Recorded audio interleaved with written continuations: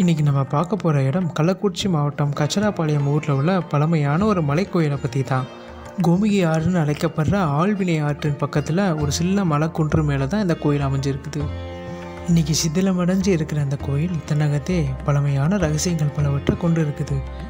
படிகள் மேலே ஏறி மலை மேலே ஏறினா அழகிய தோரண வாயில்கள் நம்மளை வரவேற்கிறது. முழுவதுமாக கற்களாலேயே கட்டப்பட்ட அந்த கோயில் பார்க்க மிகவும் பிரமிப்பாக இருக்கும். இன்றைக்கி கச்சராயபாளையம்னு அழைக்கப்படுகிற இந்த ஊர் 13ஆம் நூற்றாண்டு வரை ஈயனூர்னு அழைக்கப்பட்டிருக்குது. இந்த பகுதியை ஜனதா வளநாட்டு பரநூற்று கூற்றத்து மகதை மண்டலம் தண்டபாடி எல்லைன்னு அழைச்சிருக்கிறாங்க. இவ்வளோ பழமையான அந்த ஊரில் உள்ள கோயிலை கட்டினது யாராக இருக்கும்? சோழர்களா? வேறு யாராக இருக்கும்? வாங்க பார்க்கலாம். இந்த கோயிலை சுற்றி கிடைச்ச கல்வெட்டுகள் மூலமாக இந்த கோயிலுடைய மூலவர் கச்சி பெருமாள்னு தெரிகிறது.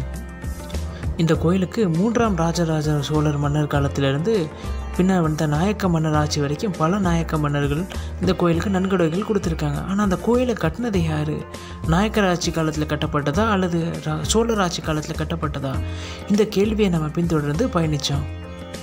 கோவிலை சுற்றிலும் கண்ணை கவரும் வகையில் நுட்பமான சிற்ப வேலைப்பாடுகளால் அலங்கரிக்கப்பட்டிருக்கிறது.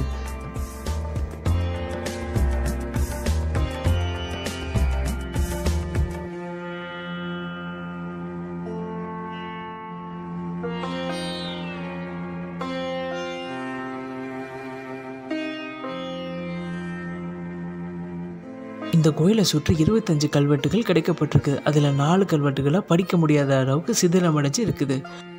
இந்த கல்வெட்டுகளில் 17 கல்வெட்டுகள் நாயக்கர் மன்னர் ஆட்சி காலத்தில் உருவாக்கப்பட்டவை. அதில் ராயப்ப நாயக்கர், வாசுதேவ நாயக்கர், கிருஷ்ணதேவராயர் போன்ற மன்னர்களுடைய பேர் குறிக்கப்பட்டிருக்குது. இதில் ஆச்சரியமூட்டும் விஷயம் என்னென்னா, இதில் 4 கல்வெட்டுகள் பிற்கால பாண்டிய மன்னனான கோரேனின்மை கொண்ட குலசேர பாண்டியன் என்கிறவனுடைய பெயரை குறிப்பிடுகிறது. இந்த கோயில் பாண்டிய மன்னர்களால் உருவாக்கப்பட்டிருக்குது என்பதற்கு ஆதாரமாக இந்த கோயிலை சுற்றி பல இடங்களில் பாண்டியர்களுடைய இரட்டை மீன் சின்னம் மற்றும் செங்கோல் காட்சியளிக்குது. அப்படி பார்த்தோம்னா இந்த கோயிலை எழுப்பி குறைந்தபட்சம் 700 ஆண்டுகளாக இருக்கும்.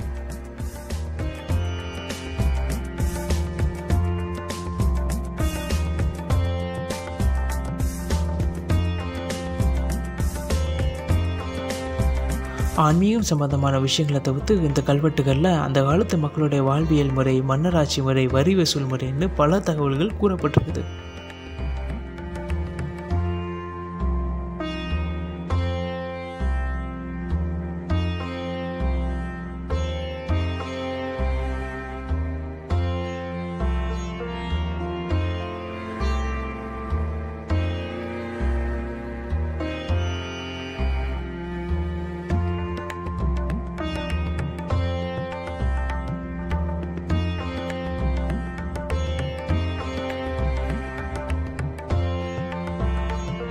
கோவிலின் கிழக்கு பகுதியில் இறங்கி சென்றால் வற்றாத இயற்கை சூழல் ஒன்றை பார்க்கலாம்.